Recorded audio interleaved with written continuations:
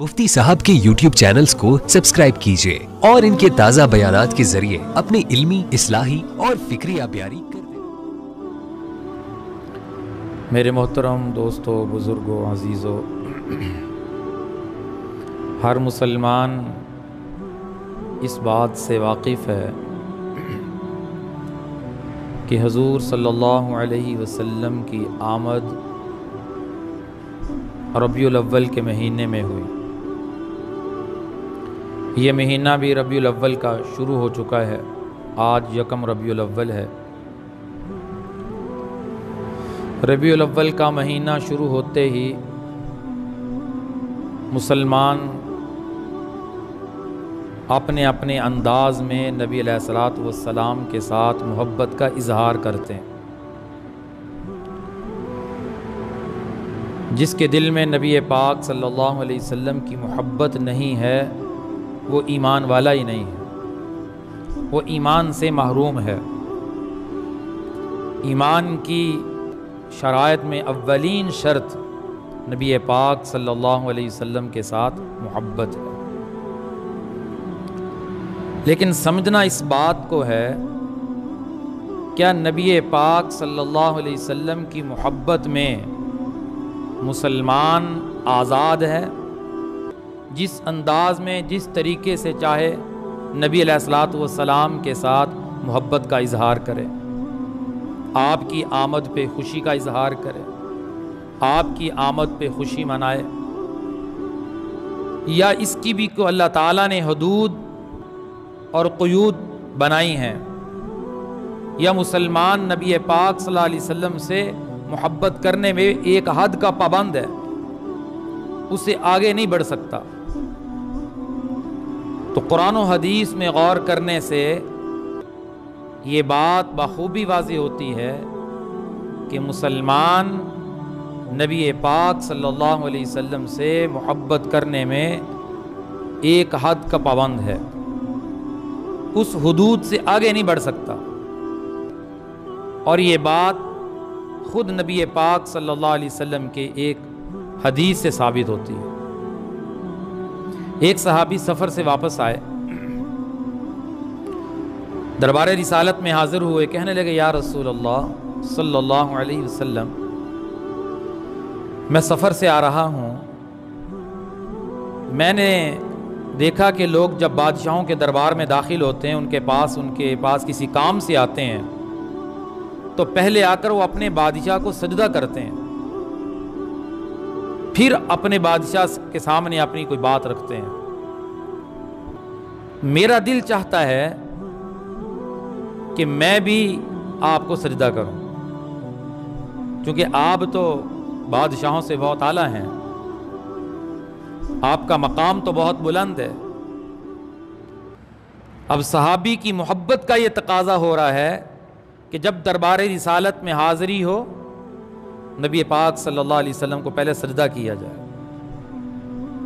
तो जब उसने ये बात आपके सामने कही तो आपने फरमाया,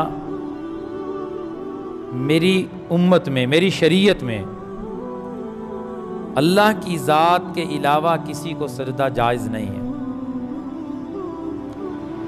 और इसके साथ फरमाया कि अगर मैं किसी को सजदे का हुक्म देता तो बीवी को कहता अपने खामद को सजदा करे, लेकिन मेरी शरीयत में अल्लाह की ज़ात के अलावा किसी को सजदा जायज़ नहीं है। आपने उस सहाबी को मना फरमाया। सहाबी की मोहब्बत का तकाजा ये था कि सजदा करूं, लेकिन आपने मोहब्बत की हद बयान फरमाई। इस हदीस से ये बात समझ में आती है कि मोहब्बत का अंदाज भी वो होना चाहिए जो रसूलुल्लाह सल्लल्लाहु अलैहि वसल्लम ने बताया, जो आप सल्लल्लाहु अलैहि वसल्लम की तालीमात हैं। आपकी तालीमात की रोशनी में मुसलमान नबी पाक सल्लल्लाहु अलैहि वसल्लम से मोहब्बत करे। मोहब्बत कितनी होनी चाहिए? सबसे ज़्यादा। ला युमिनु अहदुकुम हत्ता अकूना अहब्बा इलैहि मिन वालिदिही व वलदिही वन्नास अजमाइन। تم میں سے وہ شخص کامل ایمان والا اس وقت تک نہیں ہو سکتا جب تک اسے میرے ساتھ محبت اپنی اولاد سے، اپنے والدین سے، والناس اجمعین، دنیا کے تمام لوگوں سے زیادہ نہ ہو جائے۔ دنیا کے ہر انسان سے بڑھ کر محبت میرے ساتھ ہوگی تو اس کا ایمان کامل ہوگا، وگرنہ اس کا ایمان ناقص ہے۔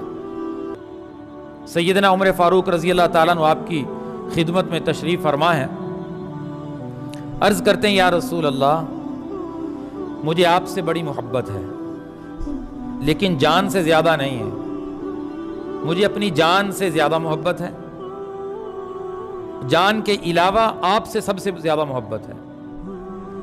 تو آپ نے فرمایا اے عمر اگر میرے ساتھ محبت جان سے بھی زیادہ نہیں ہے تو پھر تیرا ایمان مکمل کیسے ہوگا؟ تو اسی مجلس میں حضرت عمر کا فرمان، اسی مجلس میں بیٹھے بیٹھے کہنے لگے یا رسول اللہ اب مجھے آپ سے محبت جان سے بھی زیادہ ہو گئی ہے۔ صحابہ کو آپ سے محبت جان سے بھی زیادہ تھی، اس لیے آپ کے ایک اشارے پہ وہ اپنی جانیں قربان کرنے کو تیار ہوتے تھے، آپ کے ایک اشارے پہ اپنی جان قربان کرنے کے لیے تیار بیٹھے تھے، اور انہوں نے اپنی جانیں اللہ کے نبی کی محبت میں قربان کر کے دکھائی ہیں کہ محبت کیسے کی جاتی ہے، محبت کا انداز کیا ہوتا ہے۔ صرف خالی نعرے نہیں لگائے جاتے، صرف زبان سے صرف محبت کا اظہار نہیں ہوتا، اپنے عمل سے محبت کا اظہار ہوتا ہے۔ 1,24,000 صحابہ کی زندگیاں گواہ ہیں، انہوں نے نبی علیہ الصلوۃ والسلام کے ساتھ محبت کا اظہار کر کے دکھایا کہ محبت کس طرح کی جاتی ہے۔ ایک آج کے مسلمان کی محبت ہے، ربیع الاول کا مہینہ آتے ہی محبت کا انداز اپنا اپنا، جو جس کے دل میں آتا ہے وہ محبت کا اظہار کرتا ہے، چاہے نبی پاک صلی اللہ علیہ وسلم کی سنت کی صریح مخالفت کو۔ نبی علیہ الصلوۃ والسلام جس دین کو لے کر آئے، جس شریعت کو لے کر آئے، چاہے اس کی مخالفت ہو، چاہے اسے پس پش ڈالا جائے، یہ کہتا میں نے نبی سے محبت کا اظہار کرنا۔ اگر آپ غور کریں کہ اسلام کے اندر کسی بھی شخصیت کے یوم ولادت کو یا یوم وفات کو منانے کا کوئی تصور نہیں، پوری تاریخ اسلام اٹھائیں، کسی شخصیت کے یوم ولادت کو منانے یا کسی شخصیت کے یوم وفات کو منانے کا اسلام میں کوئی تصور نہیں۔ اگر کسی شخصیت کے یوم ولادت منانے کا اسلام میں تصور ہوتا تو یقین سے یہ بات کہی جا سکتی ہے کہ وہ دن دنوں کا سردار تھا، وہ دن سب دنوں سے اعلیٰ تھا جس وقت سرکار دو عالم صلی اللہ علیہ وسلم دنیا میں تشریف لائے۔ عظیم سعادت کا دن تھا جس وقت نبی پاک صلی اللہ علیہ وسلم کی آمد ہو رہی تھی۔ اس سے بڑھ کر کوئی اور عظیم سعادت والا دن نہیں تھا، لیکن اس دن کو بھی اسلام کے اندر منانے کا حکم نہیں دیا گیا۔ آپ صلی اللہ علیہ وسلم نے 23 سال زندگی نبوت ملنے کے بعد گزاری، اور پورے 23 سالہ عرصے میں آپ نے ایک مرتبہ بھی اپنی امت کو، صحابہ کا حکم نہیں دیا کہ اس دن میری ولادت ہے، اس دن کو تم منایا کرو اور میرے ساتھ مختلف انداز میں محبت کا اظہار کیا کرو۔ یہ تصور اسلام نہیں دیتا۔ یہ تصور کہاں سے آتا ہے؟ یہ عیسائی مذہب کا تصور ہے کہ وہ عیسیٰ علیہ السلام کی یوم ولادت مناتے ہیں۔ کرسمس ڈے 25 دسمبر کو عیسیٰ علیہ السلام کی ولادت کا دن مناتے ہیں۔ اس دن وہ اپنے اپنے انداز میں خوشی کا اظہار کرتے ہیں، لیکن اسلام ہرگز اس کا تصور پیش نہیں کرتا۔ اسلام کے اندر کسی شخصیت کے یوم ولادت اور یوم وفات کو منانے کا حکم نہیں ہے، بلکہ اگر اسلام نے خوشی کے 2 دن عید الاضحیٰ اور عید الفطر کے ہمیں عطا فرمائے، وہ بھی عبادات کے بعد عطا فرمائے۔ عید الفطر ملی رمضان کی عبادت کے بعد، اور عید الاضحیٰ ملی حج کے بعد، کہ اصل خوشی اس عبادت کی ہے جو تم نے کی ہے، اس لیے تمہیں اللہ نے 2 دن عطا فرما دیے، ایک عید الفطر کا دن عطا فرمایا اور ایک عید الاضحیٰ کا دن عطا فرمایا۔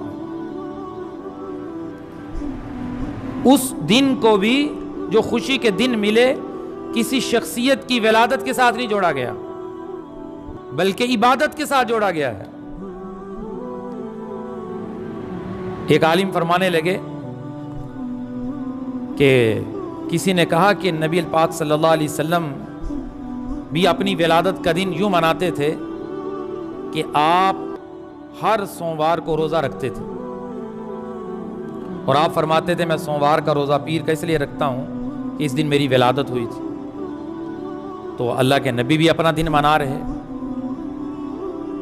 تو انہوں نے سائل کو بڑا خوبصورت جواب دیا، تو فرمانے لگے اللہ کے نبی نے اگر آپ یہ کہتے ہیں کہ اپنی ولادت کا دن منایا، تو ذرا یہ تو دیکھو اللہ کے نبی نے تو عبادت کر کے منایا، روزہ رکھا ہے۔ روزہ رکھنا کیا ہے؟ عبادت ہے، عبادت کی ہے، روزہ رکھا ہے، اور پھر اللہ کے نبی ہر پیر کو روزہ رکھتے تھے، اور اس لیے کہ اللہ کے نبی فرماتے تھے کہ یہ میری ولادت کا دن ہے، عمل عبادت کو کر رہے ہیں۔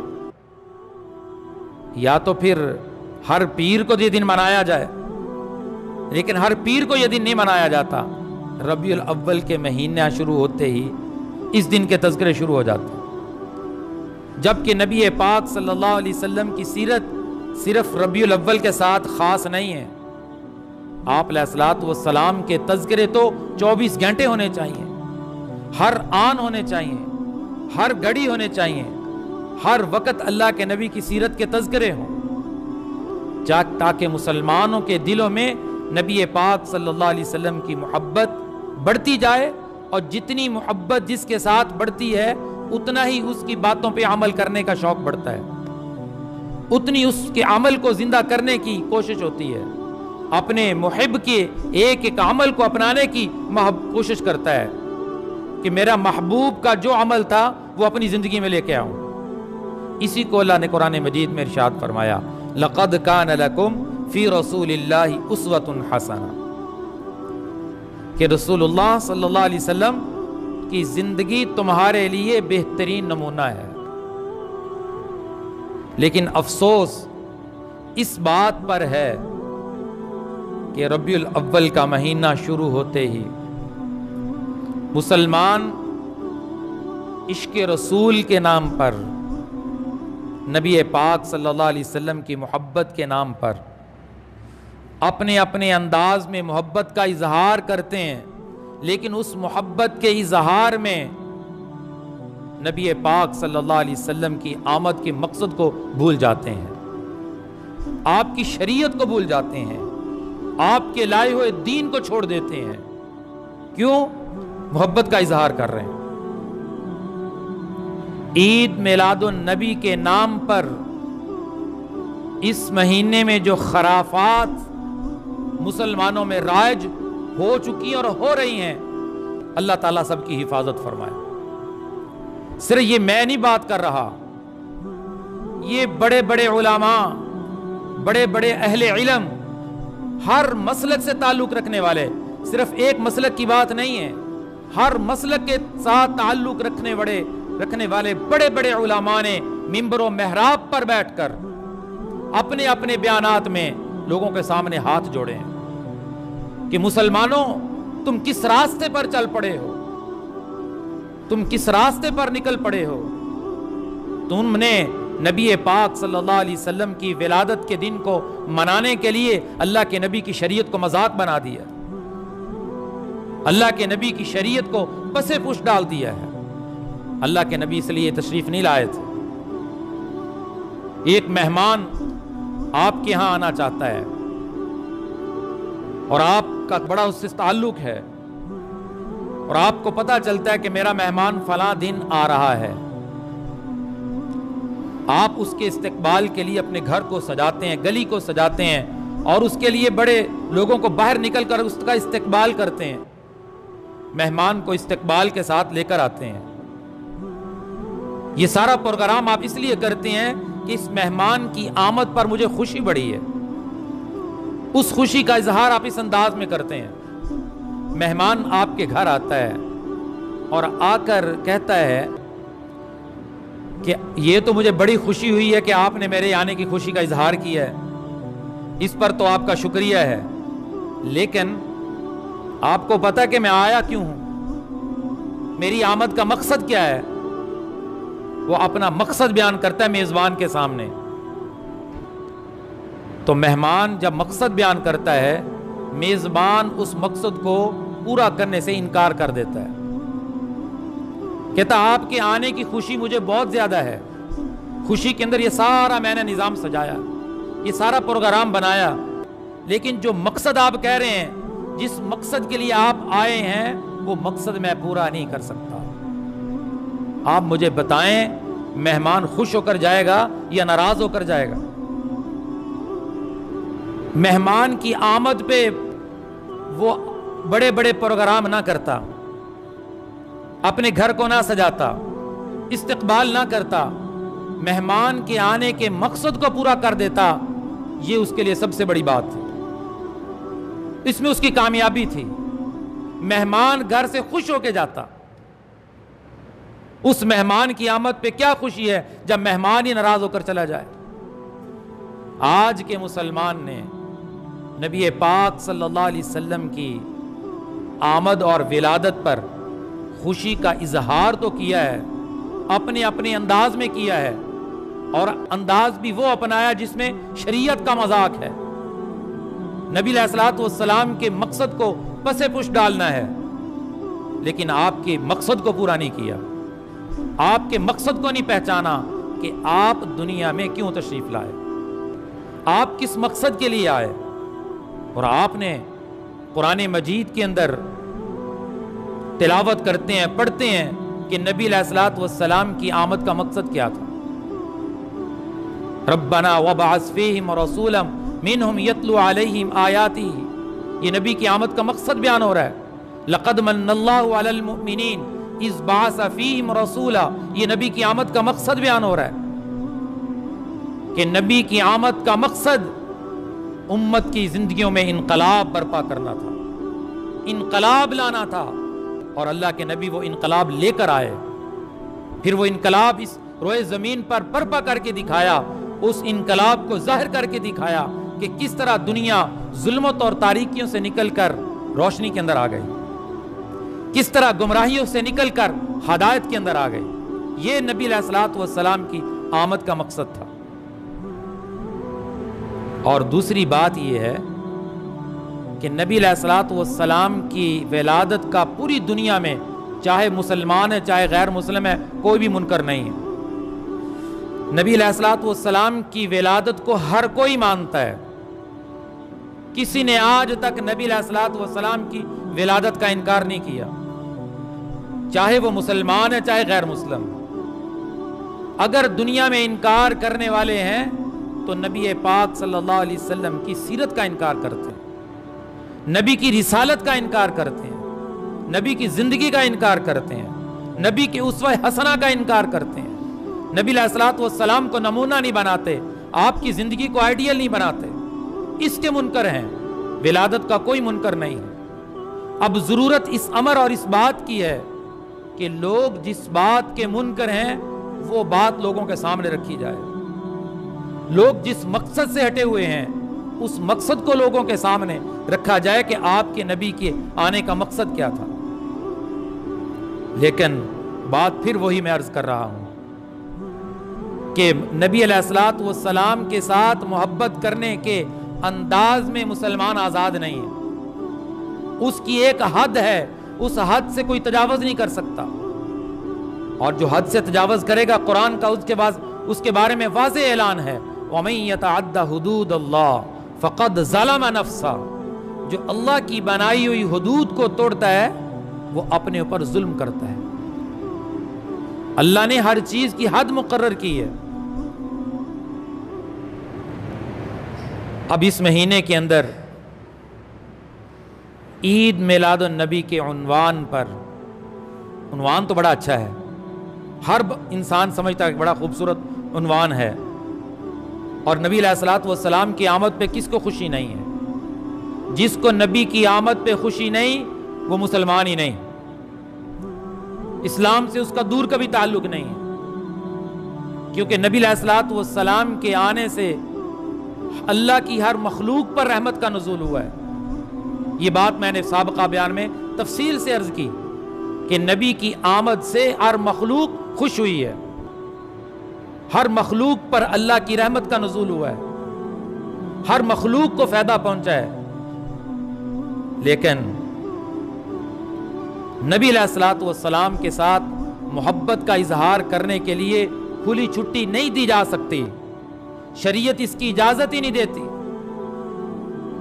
اب میں کس کس خرافات کا ذکر کروں کہ جو ربیع الاول کے مہینے کے اندر نبی کا کلمہ پڑھنے والے کرتے ہیں،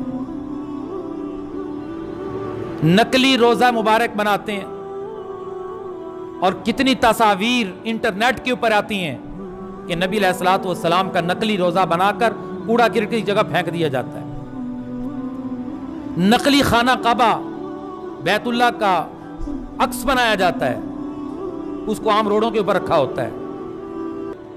اور اس سے بڑھ کر جب کوئی چیز اپنی طرف سے بنائی جائے، اسلام اس کا تصور نہ پیش کرے، اس کے اندر پھر وہ چیز بڑھتی جاتی ہے، اس کو کوئی روک نہیں سکتا۔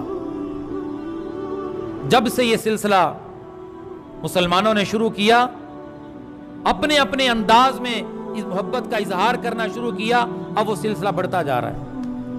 اب علماء کرام روک رہے ہیں کہ رکنے کو تیار نہیں ہیں، معاشرت کی دھجیاں اڑائی جاتی ہیں، معاملات کو چھوڑ دیا جاتا ہے، مسلمانوں کے حقوق کو تلف کیا جاتا ہے، کس نام پہ؟ صرف ایک پروگرام پہ، نام پہ۔ کیا نبی پاک صلی اللہ علیہ وسلم کے ساتھ اگر محبت کا اظہار کرنا ہے، میلاد النبی منانا ہے، کیا اس دن نبی پاک صلی اللہ علیہ وسلم پر درود و سلام کے تحفے بیچ کر نہیں منایا جا سکتا؟ کیا ہو بھی آج درود و سلام کی محفلیں لگائیں، درود و سلام کی محفلیں سجائیں، کیونکہ آج میرے نبی تشریف لائے تھے۔ کروڑوں کھربوں مرتبہ آقا مدنی صلی اللہ علیہ وسلم پر درود و سلام کے تحفے مسلمان بھیجیں، ایک مرتبہ درود و سلام پڑھنے پہ 10 گناہ معاف ہوتے ہیں، 10 درجے بلند ہوتے ہیں، اور فرشتے اس کا نام لے کر روضہ رسول میں سلام پہنچاتے ہیں کہ یا رسول اللہ آپ کے فلاں امتی نے آپ کو سلام بھیجا ہے، جس کے فضائل اللہ کے نبی نے خود بیان فرمائے۔ اور اس سے بڑھ کر بعض علاقوں میں عید میلاد النبی کی نماز بھی پڑھی جاتی ہے۔ اب آپ بتائیں کہ اسلام کے اندر جب نئی نئی چیزیں داخل کی جائیں گی، اس میں رکاوٹ نہیں ہوگی، اس میں ہر بندہ آزاد ہے، وہ کہتا میں تو نبی کے ساتھ محبت کا اظہار کرتا ہوں جیسے بھی کروں۔ جبکہ بیان کے ابتدا میں نے حدیث بیان کر دی کہ نبی علیہ الصلوۃ والسلام کے ساتھ محبت کا اظہار کے اندر مسلمان آزاد نہیں۔ اللہ کے نبی نے صحابی کو روک دیا، صحابی کی محبت کا تقاضا تھا کہ میں اللہ کے نبی کو سجدہ کروں، یا رسول اللہ میں آپ کو سجدہ کرنا چاہتا ہوں۔ اللہ کے نبی نے فرمایا مجھے سجدہ نہیں کر سکتے، میری شریعت میں اللہ کے علاوہ کسی کو سجدہ جائز نہیں ہے، اگر میں سجدے کا حکم کرتا تو میں عورت کو کہتا اپنے خامد کو سجدہ کرے۔ اللہ کے نبی نے حد مقرر فرمائی، حد بیان فرمائی کہ اس حد سے تم تجاوز نہیں کر سکتے۔ اور اس سے بڑھ کر کیا خرافات ہوں گی کہ کیک کے اوپر اللہ کے نبی کا نام لکھ کر اس کے اوپر چھری چلائی جاتی، کیک کے اوپر روضہ رسول بنا کر اس کو چھری سے کاٹا جاتا ہے، کیک کے اوپر خانہ کعبہ بنا کر چھری سے اس کے 2 ٹکڑے کر دیے جاتے ہیں۔ یہ ظلم نہیں تھا اور کیا ہے؟ یہ کون کرتا ہے؟ کون کرتا ہے؟ یہ مسلمان کرتا ہے، کیک کاٹ رہا ہے کہ اللہ کے نبی کی آمد ہوئی تھی۔ اور اللہ کے نبی کے مقصد کو بھول گیا. پورا سال مسجد میں نہیں آیا, 5 وقت مسجد میں آذان بلند ہوئی, یہ مسجد نہیں آیا. حی علی الصلاۃ, حی علی الفلاح کا پیغام اس کے کانوں میں گیا, اس کے قدم مسجد کی طرف نہیں اٹھے کہ میرے نبی نے تو فرمایا تھا میری آنکھوں کی ٹھنڈک تو نماز میں ہے. اس نے نماز نہیں پڑھی, نماز چھوڑ دی. میرے نبی نے فرمایا سود استعمال نہ کرنا, اس نے سود استعمال کیا. میرے نبی نے فرمایا حرام نہ کھانا, اس نے حرام کھایا. میرے نبی نے فرمایا اپنی خواتین کو پردے کا حکم کرو, اس نے گھر میں پردے کا اہتمام نہیں کروایا. سارا سال نبی علیہ الصلوۃ والسلام کی آمد کے مقصد کی مخالفت کی, اور سال کے بعد ایک پروگرام کر کے اپنے گھر پہ لائٹیں لگا کے کہتا ہے میں نبی کا عاشق ہوں. اس کو عاشق نہیں کہتے. یہ عشق نہیں ہے. عشق وہ ہے جو نبی کی بات پہ عمل کرتا ہے. ساری زندگی 20-25 مرتبہ ربیع الاول اس کی زندگی میں آئے, یہ ایک مرتبہ بھی اس انداز میں جس انداز میں آج کے لوگ نبی علیہ الصلوۃ والسلام کے ساتھ محبت کا اظہار کرتے ہیں یہ نہ کرے. صرف اپنی زندگی میں انقلاب لے آئے, جو انقلاب اللہ کے نبی لے کر آئے, جو شریعت اللہ کے نبی لے کر آئے, جو دین اللہ کے نبی لے کر آئے, اس کی زندگی میں نظر آئے, اس کے گھر میں نظر آئے, اس کے بچوں میں نظر آئے, اس کے لباس میں نظر آئے, اس کے چہرے پہ نظر آئے, اس کی تجارت میں نظر آئے, اس کی معاشرت میں نظر آئے, اس کے معاملات میں نظر آئے. یہ اللہ کے نبی کا سچی محبت کرنے والا ہے. یہ سچا عشق رسول ہے. صحابہ نے صرف اظہار نہیں کیا, صحابہ نے کر کے دکھایا. کبھی بدر کا میدان سجایا, کبھی احد کا میدان سجایا, کبھی حنین سجایا, کبھی تبوک سجایا, کبھی خیبر کی طرف نکلے, کبھی مکہ فتح کرنے نکلے. اللہ کے نبی کا ایک اشارہ ہوتا تھا, صحابہ دوڑتے تھے. اللہ کے نبی وضو کرتے تھے, وضو کا پانی نیچے نہیں گرنے دیتے تھے. اللہ کے نبی تھوکتے تھے, وہ تھوک نیچے نہیں گرنے دیتے تھے. اللہ کے نبی کا پسینہ آتا تھا, وہ پسینہ نیچے نہیں گرنے دیتے تھے. اللہ کے نبی کے وضو کے پانی کو لے کر اپنے جسموں پہ ملتے تھے اور کہتے تھے اللہ کے نبی کے پسینے کے اندر ایسی خوشبو ہے جو بڑے بڑے معطر عطروں کے اندر نہیں ہے, مشک کے اندر نہیں ہے. یوں صحابہ نے اللہ کے نبی کے ساتھ محبت کا اظہار کیا اور اس پر عمل کر کے دکھایا. آج کے مسلمان کے صرف نعرے ہیں, پروگرام ہیں, جلسے ہیں, جلوس ہیں, میلاد النبی کے گھر گھر پروگرام ہیں, لیکن اس گھر کے اندر اللہ کے نبی کی آمد کے مقصد پر کتنا عمل ہو رہا ہے اس پر کوئی غور نہیں کرتا, اس کو کوئی نہیں دیکھتا. اور یہاں تک یہ خرافات آئیں تو علماء نے منبر و محراب سے لوگوں کے سامنے اپیل کرنی شروع کی ہے. اور بعض پروگراموں کے اندر نعوذ باللہ گانے کی طرز پہ محفلیں لگائی گئیں اور مرد عورت کا اختلاط کیا گیا میلاد النبی کے پروگرام پہ. اللہ کے نبی نے کی حدیث, جہاں مرد عورت کا اختلاط ہوتا ہے, غیر محرم اور نامحرم کٹھے ہوتے ہیں, بے پردگی ہوتی ہے, اس مجلس پر تو اللہ کی لعنت برستی ہے. آپ مجھے بتائیں کہ میلاد النبی کے نام پر اللہ کے نبی کی شریعت کے ساتھ مذاق نہیں ہے؟ کیا راستوں کو بلاک نہیں کیا جاتا؟ میرے نبی نے فرمایا راستے کو اس کا حق دو. کیا اس عنوان پر گلی محلوں کے اندر بڑے بڑے لاؤڈ سپیکر چلا کر لوگوں کی نیند خراب نہیں کی جاتی؟ مسئلہ ہے شریعت کا کہ تمہارے گھر میں کوئی سویا پڑا ہے, تم اونچی قرآن نہیں پڑھ سکتے, تم اونچی ذکر نہیں کر سکتے, کیونکہ اس کی نیند کے اندر خلل واقع ہوگا. حضرت عائشہ فرماتی ہیں اللہ کے نبی تہجد کے لیے بیدار ہوتے تھے تو آہستہ اٹھتے تھے, کہیں عائشہ کو جاگنا آ جائے, اس کی آنکھ نہ کھل جائے. میرے آرام کا خیال کرتے تھے. آج گلیوں کے اندر, محلوں کے اندر بڑے بڑے لاؤڈ سپیکر چلا کر ساری رات لوگوں کو تنگ کیا جاتا ہے, اور پورے روڈ جو لوگوں کی عام شاہراہ ہے, لوگوں کی راہ گزر ہے, لوگوں کو تکلیف میں مبتلا کیا جاتا ہے. میرے نبی نے فرمایا المسلم من سلم المسلمون من لسانہ و یدہ, حقیقی مسلمان وہ ہے جس کے ہاتھ اور زبان سے مسلمان محفوظ رہتا ہے. اور روڈ بلاک ہیں, روڈوں کے اندر وہ پروگرام کیا جاتا ہے, لوگوں کے حقوق تلف کیے جاتے ہیں, معاشرت کی دھجیاں اڑائی جاتی ہیں. یہ شریعت نہیں ہے, یہ اظہار محبت کا اظہار نہیں ہے. محبت کا اظہار وہ ہے جو اللہ کے نبی دین لے کر آئے, مسلمان کی زندگی اس دین کے مطابق ہو جائے. بڑی خوبصورت ایک عالم بات فرما رہے تھے کہ اگر آج مسلمان کی شادی پہ کوئی غیر مسلم آ جائے اور مسلمان سے کہے اس پوری شادی میں مجھے ایک عمل بتاؤ تمہارے نبی کے مطابق ہے، یہ ساری شادی تو تم ہمارے مطابق کرتے ہو۔ تو مسلمان کوئی عمل سوائے نکاح کے نہیں دکھا سکتا جو اللہ کے نبی کی شریعت کے مطابق ہو۔ غیر مسلم آ کر سوال کر لے کہ اس پوری تیری شادی کے پروگرام میں کون سا عمل تیرے نبی کے طریقے کے مطابق ہوا ہے، مسلمان نہیں دکھا سکتا۔ تو کیا شرم کی بات نہیں ہے؟ کیا اس کے سامنے سر جھکانے کی بات نہیں ہے؟ تم ہمیں کہتے ہو ہمارے نبی کو مانو، ہمارے نبی پر ایمان لے کر آؤ، ہمارے نبی سے محبت کرو، تو تم خود اللہ کے نبی کے ساتھ محبت کا اظہار کر کے اس پر عمل تو نہیں کرتے۔ تو آج اس مجلس میں اس بات اور اس بات کا عزم کرنا ہے کہ اللہ کے نبی کے ساتھ محبت ہو، اللہ کے نبی کی شریعت کی حدود کے اندر ہو۔ جو دائرہ کار نبی علیہ الصلوۃ والسلام نے اپنی محبت کا بیان فرمایا، اگر محبت کا وہ انداز اپنایا جائے جس محبت کے انداز میں شریعت کی مخالفت ہو، دین کی مخالفت ہو، معاشرت کو توڑنا ہو، معاملات کو توڑنا ہو، لوگوں کو تکلیف پہنچانا ہو، ہم ایسی محبت کا اظہار نہیں کریں گے۔ ہم وہ محبت کا اظہار کریں گے، اس دین پر عمل کر کے محبت پیش کریں گے جو دین اللہ کے نبی لے کر آئے۔ اللہ تعالی ہم سب کو نبی پاک صلی اللہ علیہ وسلم کے ساتھ سچی اور حقیقی محبت نصیب فرمائے۔ وآخر دعوانا الحمدللہ رب۔